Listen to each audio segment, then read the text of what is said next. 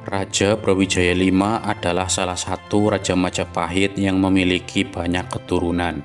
Salah satu di antaranya adalah Raden Patah, yang dikenal sebagai pendiri Kesultanan Demak. Selain itu, Raden Patah juga dikenang dalam sejarah sebagai orang yang mengutus Pangeran Sabranglor atau Pati Unus untuk menyerang Portugis di Selat Malaka. Raden Patah merupakan anak Brawijaya V dengan seorang putri dinasti Ming dari daratan Cina. Sang putri dihadiahkan kepada Brawijaya V sebagai tanda persahabatan. Akibat kepintaran dan kecantikannya yang begitu mempesona, Brawijaya V lantas jatuh cinta kepadanya. Saking cintanya dikabarkan bahwa ia menuruti semua kemauan istri tercintanya itu. Keinginan-keinginan sang putri yang beragama Islam itu menyebabkan banyak pertentangan dan masalah dalam intern Istana Majapahit.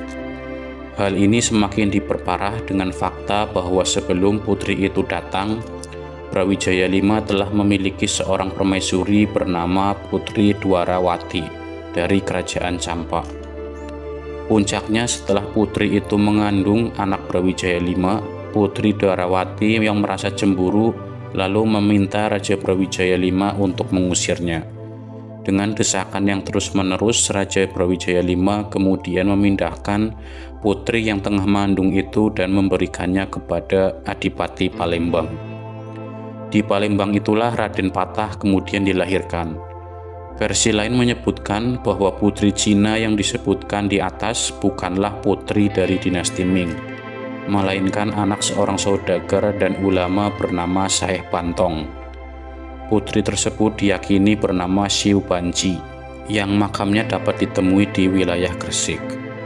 Nama Raden Patah sejatinya baru didapatkan seusai dirinya berhasil membuka Kesultanan Demak.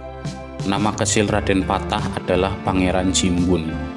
Dalam bahasa Arab, Patah atau Fatah berarti pembuka. Dari ayah tiri dan ibunya, Raden Patah memiliki saudara bernama Raden Kusen. Keduanya tumbuh bersama sejak kecil.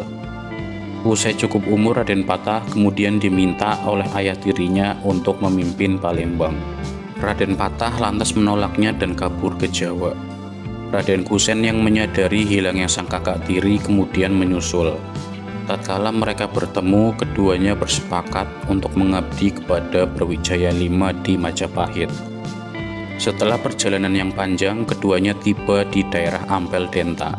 Raden Patah yang telah memeluk Islam dari ibunya kemudian menolak untuk melanjutkan niatnya mengabdi kepada Majapahit dan memilih mendalami ilmu agama di pesantren asuhan Sunan Ampel tersebut.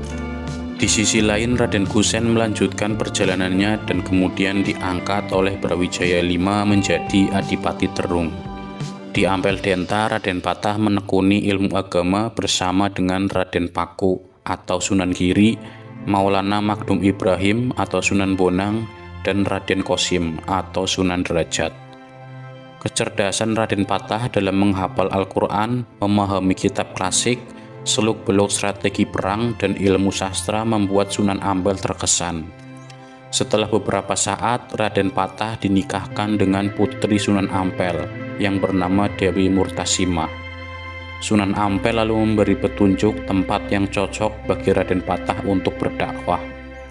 Tempat itu bernama Desa Glagahwangi karena memiliki ilalang yang harum baunya. Kelak tempat itu akan dikenal dengan nama Bintoro. Usai tiba di wilayah Desa Glagahwangi, Raden Patah lantas mendirikan pondok pesantren. Lama-kelamaan banyak orang yang datang untuk belajar. Tempat tersebut kemudian menjadi ramai dan menjadi pusat penyiaran agama Islam pada saat itu.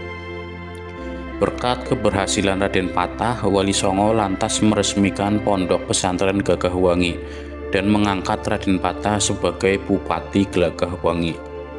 Raden Patah sendiri diangkat menjadi Sultan Demak oleh Wali Songo pada tahun 1468 Masehi. Demak pada awalnya masih di bawah kekuasaan Majapahit. Dirinya menjadi sultan dengan gelar Sultan Shah Alam Akbar. Kata Demak berasal dari bahasa Arab, yaitu Dima, yang artinya rawa. Hal ini karena tanah di Demak merupakan tanah bekas rawa atau tanah berlumpur. Saat berdirinya Kesultanan Demak, Majapahit sedang terjadi gelombang pemberontakan oleh Girindawardana, menantu Raja Brawijaya V. Selama masa kepemimpinannya, Raden Patah berhasil membawa Demak untuk memperluas wilayahnya, mengembangkan agama Islam, menerapkan prinsip kerjasama antara ulama dan penguasa, dan memperbaiki sistem pertahanan kerajaan. Raden Patah juga kemudian berhasil menaklukkan Girindawardana, penguasa Majapahit setelah ayahnya Raja Brawijaya V, dan menyebabkan pusat pemerintahan Majapahit berpindah ke wilayah Daha, serta menyebabkan banyak wilayah bekas Majapahit bergabung dengan Demak, seperti Tuban, Gresik, Pati, Jepara, dan Kudus. Pada tahun 1511 Masehi, Raden Patah juga mengirim menantunya Pati Unus yang bergelar Pangeran Sabranglor untuk menggempur Portugis di Selat Malaka. Namun usaha tersebut gagal dan nantinya akan dilanjutkan lagi oleh Pati Unus tatkala dirinya naik tahta sebagai Sultan Demak berikutnya. Dalam bidang pengembangan agama Islam, Raden Patah sukses mendirikan Masjid Agung Demak. Pendirian masjid ini dibantu oleh para wali songo. Masjid Agung Demak kemudian menjadi markas para wali songo untuk berdakwah. Selama pernikahannya dengan Dewi Murtasimah, keduanya dikaruniai satu orang putra bernama Raden Trenggono dan seorang putri yang tidak disebutkan namanya, yang nanti akan menikah dengan Pati Unus. Selain dengan Dewi Murtasimah, Raden Patah juga mempunyai dua istri lain, yaitu Dewi Soleha, putri Adipati Jipang, dan Dewi Randusanga. Dari Dewi Soleha mempunyai dua orang anak, yaitu Ratu Mas Jawa dan Raden Kikin atau Pangeran Sekar. Dari Dewi Randusanga juga mempunyai dua orang anak, yaitu Raden Kanjuruan dan Raden Pamekas. Raden Patah wafat pada tahun 1518 Masehi dalam usia 63 tahun, kemudian dikebumikan di belakang Masjid Agung Demak. Karena anak tertuanya yaitu Raden Trenggono belum cukup umur, jabatannya digantikan oleh Pati Unus yang memulai memerintah sejak tahun 1518 Masehi.